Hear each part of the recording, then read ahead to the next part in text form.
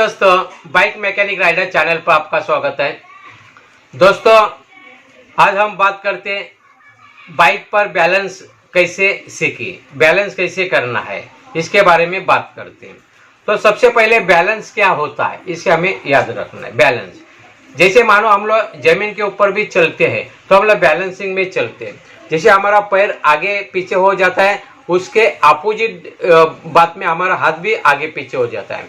यानी मतलब जब हमारा दाया पैर अगर आगे होता है उस समय हमारा जो बाया हाथ पीछे हो जाता है ना, ऐसे अल्टरनेटिव होता है। यानी हम लोग बैलेंसिंग के लिए करते हैं। या कभी कभी हम लोग जो डोंबारी बोलते हैं ना, खेल खेलते हैं रोड के ऊपर, हम लोग दिखाई देते हैं। जैसे रस्सी के ऊपर कोई भी लेडीज जो चलती है ना रस्सी के ऊपर, तो कैसे बैलेंसिंग करते हैं, तो हाथ में क्या लेते हैं, एक जो बाम्बू लेती है हाथ में और उससे बैलेंसिंग करते हैं। हाथ भी ऐसा बाजू में करके बैलेंसिंग करते हैं, यानी बैलेंसिंग का ये बात है।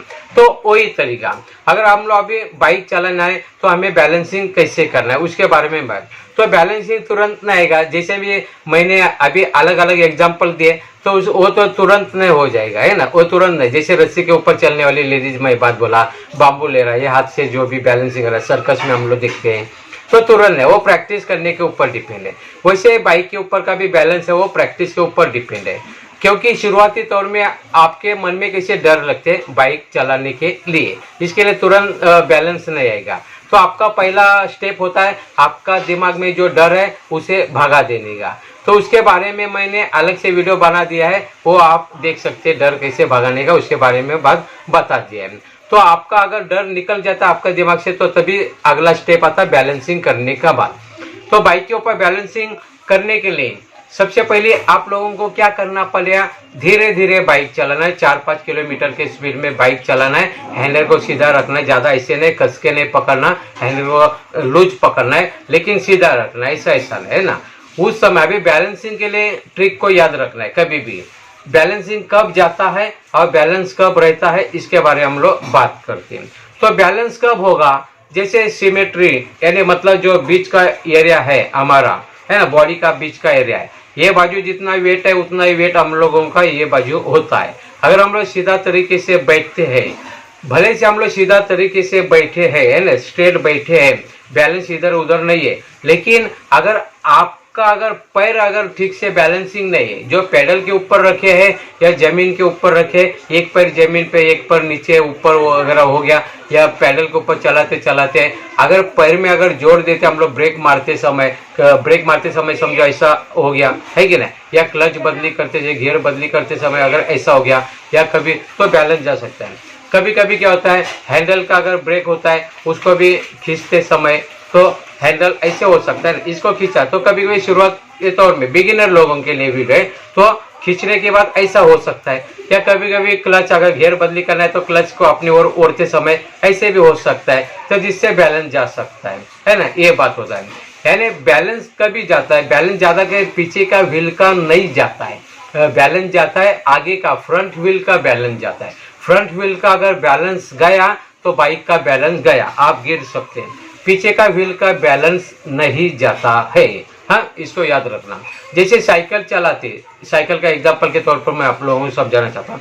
समझो दो दोस्त साइकिल चला रहे है ना, दो दोस्त, जो पहले वाला वो सीधा साइकिल चला रहा है, दूसरा वाला भी सीधा चला रहा है, लेकिन क्या हो गया, जो दूसरा वाला पीछे से जो आ रहा है उसका साइकिल का अगर पहला व्हील इसको अगर टकरा दे पीछे के व्हील पे, दोनों भी जा रहे है ना, तो जो पहले वाला साइकिल वाला है इसका पीछे के व्हील को दूसरे वाला साइकिल है उसका पहला व्हील अगर टकरा जाए, जाते समय ऐसे जा रहे, जाते समय टकरा जाए, तो उस समय क्या, जो पीछे वाला साइकिल वाला है वो गिरेगा, आगे वाला साइकिल वाला नहीं गिरेगा, है ना। क्यों, क्योंकि जो पीछे वाला साइकिल वाला उसका जो आगे का जो व्हील है, आगे का जो चाक है वो टच हो गया, है ना, किसको, जो आगे वाले साइकिल के पीछे वाले व्हील को टच गया। तो जिसका आगे का जो व्हील है वो टच करेगा तभी बैलेंस जाएगा, है ना। इसके लिए पीछे वाला जो साइकिल वाला था उसका बैलेंस जाएगा, वो गिरेगा, है ना। लेकिन जो आगे था, ये आगे वाला था साइकिल वाला, आगे वाला, उसका तो आगे का व्हील है, उसको तो कुछ टच नहीं हुआ तो उसका बैलेंस नहीं जाएगा, है, उसका बैलेंस नहीं जाएगा। जो पीछे का व्हील है उससे बैलेंस नहीं जाता है, आगे का व्हील है उससे बैलेंस जाता है। इसके लिए शुरुआत में सीखते समय, बैलेंसिंग सीखते समय जो आगे का यानी हमारा जो हैंडल है बाइक का वो सीधा रखिए, सीधा रखिए, ऐसा ऐसा ना करिए, यानी बैलेंस नहीं जाएगा। अपना बॉडी तो स्ट्रेट है लेकिन ऐसा ऐसा ना करिए, है ना, तो बैलेंस नहीं जाएगा। तो भी ये हिसाब से भी आप बैलेंसिंग सीख सकते हैं। प्रैक्टिस करो 4-5 दिन इसी प्रकार, खुले मैदान में प्रैक्टिस करो इसी प्रकार, तो बैलेंसिंग आपको अपने आप आ जाएगा।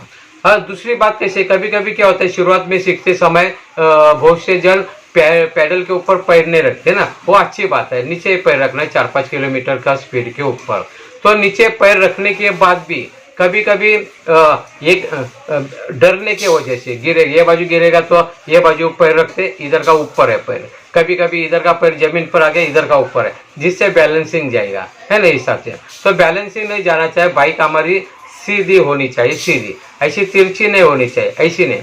अगर बैलेंसिंग सीख गए उसके बाद काउंटर स्टीयरिंग करते हैं या टर्निंग करते, कॉर्नरिंग करते, तो उस समय आपकी बाइक घूम सकती है, ऐसे घूम सकते हैं, तो इस हिसाब से आपको भी घूमना पड़ेगा या ये बाजू घूमना पड़ेगा, है ना, ऐसा बैलेंसिंग।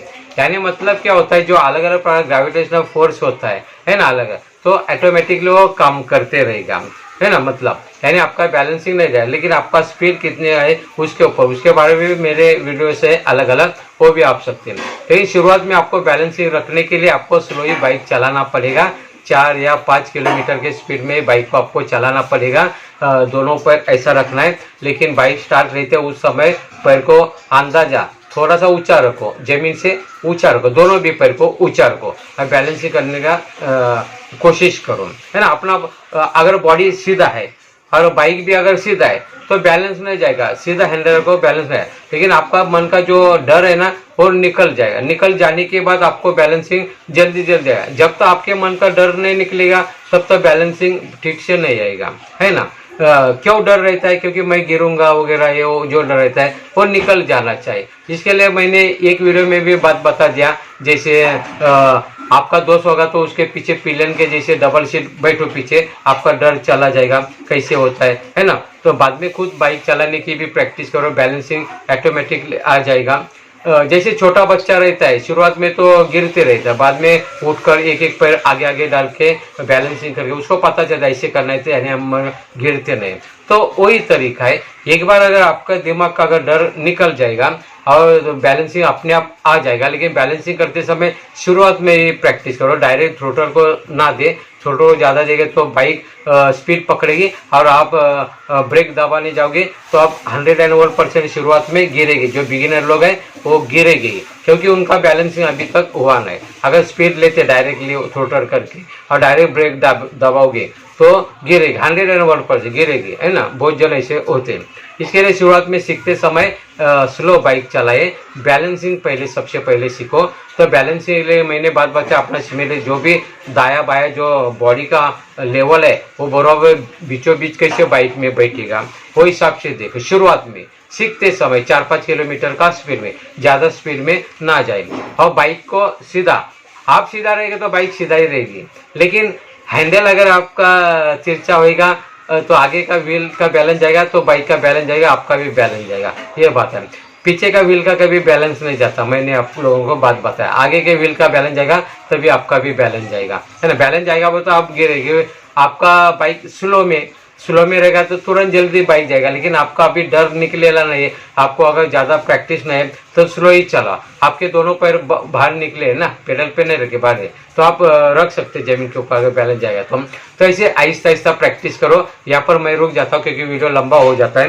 दोस्तों, ये बिगिनर लोगों के लिए मैं छोटी छोटी बात लेके आता हूँ। अगर आपको ये वीडियो अगर अच्छा लगता है तो प्लीज़ लाइक करें, अपने दोस्तों के साथ मित्रों के साथ शेयर करें। अभी तो आपने मेरे चैनल का अगर सब्सक्राइब नहीं किया रहेगा तो प्लीज़ सब्सक्राइब करें। आपने मेरा वीडियो देखा, जय हिंद।